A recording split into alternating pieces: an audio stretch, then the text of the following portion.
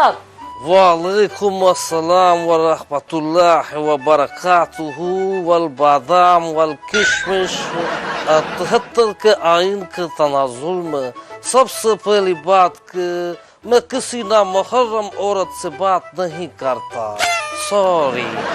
लेकिन मौलाना साहब, उर्दू चैनल्स पर तो मैंने खुद आपको देखा है कि आप फीमेल एंकर से 2-2 घंटे इंटरव्यू देते हैं, उनसे बात करते हैं, और हमारे साथ फोन पे नहीं बात कर रहे। ये तो ज्यादती है मौलाना साहब। वो बात और है बच्चे, वो बात और है। 73 के आइन के मुताबिक वो मेरे सामने होती है मगर उससे कुछ बात ना हो पाती है। मैं इशारा भी अगर करता हूँ इसमें हम दोनों की रुसवाई है।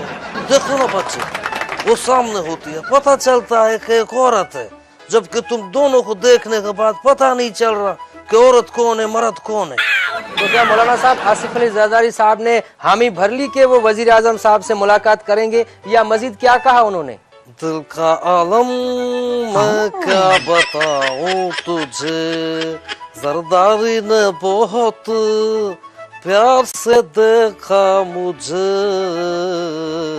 क्या बताऊं, क्या खुशगवार माहौल में मुलाकात हुई। उन्होंने कहा कि मिलने से डरता है दिल, करार हो न जाए, न मिलो ना मिलो, न मिलो हमसे ज्यादा, कहीं प्यार हो न जाए, कहीं पार हो न जाए, कहीं पोल खुल न जाए। अच्छा मौलाना साहब, इमरान खान को आपकी और वजीर आजम साहब की दोस्ती कुछ पसंद नहीं आ रही, इसकी क्या वजूहत है? ये किसकी बात लेकर बैठ गए आप दोनों? उसको क्या पसंद आता?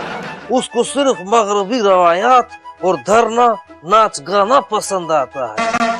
अभी भी आप गाना चला दें, आज ब्लू है पानी पानी पानी पानी पानी पानी, और दिल भी सामने सामने सामने सामने सामने सामने, आ जाओ द बीच यारा फोटो मेरी खींच। ये क्या है? ये मगरबी रवायात, ये हमारे दीन में मना है।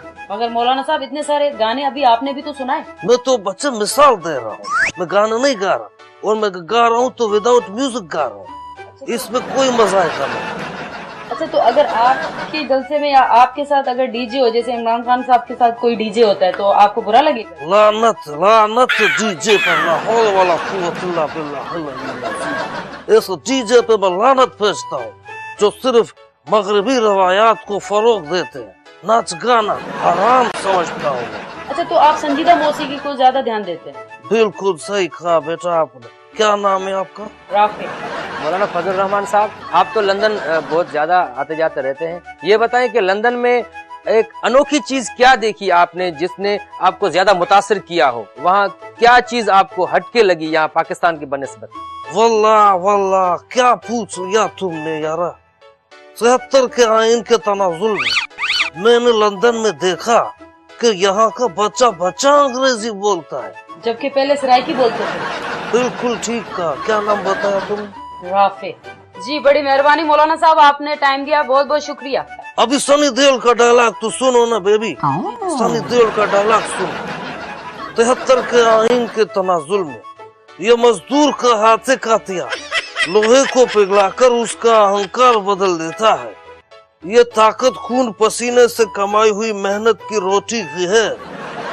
तू चाहता है कि तेरे यहाँ मैं नौकर बन के रहूं, मुझे तुम्हारे टुकड़ों पर फलने की कोई जरूरत नहीं। अच्छा मौलाना साहब, सनी देओल का वो 2.5 किलो वाला डायलॉग हो जाए थोड़ा। वो उस फिल्म का मुझे नाम याद नहीं। हाँ, दामिनी दामिनी फिल्म का वो 2.5 किलो का हाथ है, जब किसी आदमी पे पड़ता है तो आदमी उठता नहीं, उठ जाता। वाह वाह, बहुत अच्छे डायलॉग सुनाए आपने मौलाना साहब, बहुत जबरदस्त डायलॉग सुनाए, बहुत जबरदस्त डायलॉग डिलीवरी थी आपकी, बड़ी मेहरबानी।